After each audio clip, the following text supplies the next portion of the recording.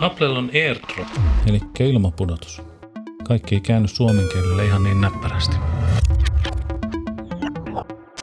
AirDrop on langaton yhteys, jolla voi siirtää esimerkiksi kuvia tai tiedostoja Applen eri laitteiden välillä. Android-puolella on tämmöinen linkki Windowsin viritys.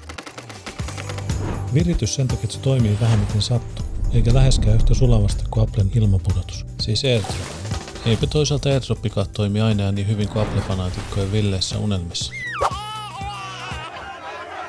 Joo, kyllä se toimii paremmin kuin linkki Windowsiin kuitenkin. Kyllä. Oho. Applen pelkistetyn käyttöliittymän sijaan Android on lähtenyt vähän rönsyilemään, niin kuin tavallista. Ja siinä on yhtä sun toista toimi. Mutta joka tapauksessa linkki Windowsiin on jokaisen sekakäyttäjän unelma. Siis sellaisen, joka käyttää puhelinta tai tietokonetta vuorotellen ristiin rastiin edes takaisin. Esimerkiksi kuvien ja tiedostojen siirtäminen puhelimelta tietokoneelle ja takaisinpäin toimii ihan kivasti. Joskaan ei täysin loogisesti eikä ainakaan liian helposti. Jostain syystä galleria jakovalikosta ei pysty siirtämään kuvia suoraan tietokoneelle. Ne pystyy näyttämään vaikka TV:ssä tai lähettää toiseen puhelimeen, siirtääpä mobile payhin jostain syystä, mutta ei tietokoneen. Korjatkaa jos mä oon väärässä, mutta mun mielestä on sopisi just semmonen yksinkertaistettu siirrä kuva tietokoneelle nappi. Sen sijaan nettisivun selaamisen jatkaminen eli siirtäminen puhelimesta tietokoneeseen, niin se onnistuu helposti. Yllättävän hyvin. Ikävä kyllä tää linkki laitteiden keski on aika hauras ja välillä katkeilee. Eikä sitten välttämättä yhdisty enää koskaan. Ikinä. Se on niinku game over. Sorun. Jos laitteet ei napirämpytyksellä yhdisty, niin voidaan kokeilla muutamaa vaihtoehtoa. Näistä vika on sellainen, millä pitäisi viimeistään lähteä toimimaan, mutta ennen sitä lähdetään perusjutusta liikkeelle. Eli ensimmäisenä olisi ohjelman sammutus, siis kunnolla. Kunnolla sammutushan tarkoittaa siis ihan sitä ohjelman sammutusta sieltä puhelimen muistista, niin että se poistuu sieltä, eli resetoituu. Sitten on tietysti uudelleenkäynnistys, sekä tietokone että puhelimeen. Eli nämä perusjutut.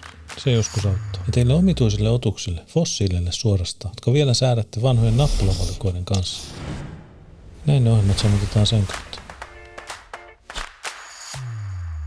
Sitten voi kokeilla resetoida sen ohjelman sieltä Windowsista, koska yleensä se ongelma on siellä Windowsin puolella.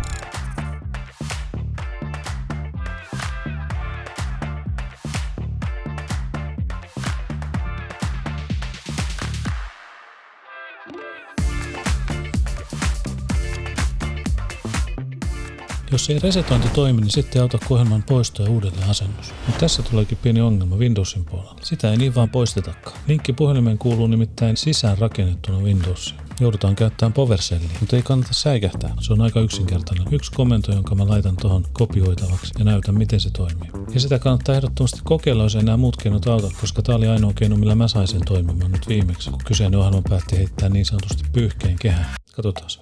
Hae Windowsin hakutoiminnolla PowerShellia. Klikkaa hiiren oikealla ja valitse suorita järjestelmän valvojana. Kopioi siihen komenton tämän videon kuvauksesta ja paina Enter. Linkki puhelimeen on poistunut koneelta muutamassa sekunnissa, kuten näkyy. Tai siis ei näy. Mutta tässä kohtaa tulikin ongelma, kun yritti löytää linkkiä uudestaan asennettavaksi. Sitä ei löytynyt millään hakusanalla Microsoft-kaupasta. Ei linkillä Windowsiin, ei puhelimeen, ei suomen eikä englannin kielellä. Pitkän hakemisen jälkeen löytyi linkki, jonka mä laitan tämän videon kuvaukseen myöskin. Ja sitä klikkaamalla pääsee Microsoft-kauppaan suoraan sille sivulle, mistä linkki puhelimeen tai linkki Windowsiin löytyy. Sen jälkeen kun linkki on asentunut takaisin tietokoneeseen, jää oikeastaan muuta tehtävää kuin yhdistää tietokone ja puhelin uudestaan toisiinsa. Varmuuden vuoksi kannattaa siivota pois edelliset yhdistämistiedot, laiterekisteröinnit ja muut sotkut, niin päästään aloittamaan puhtaalta pöydältä.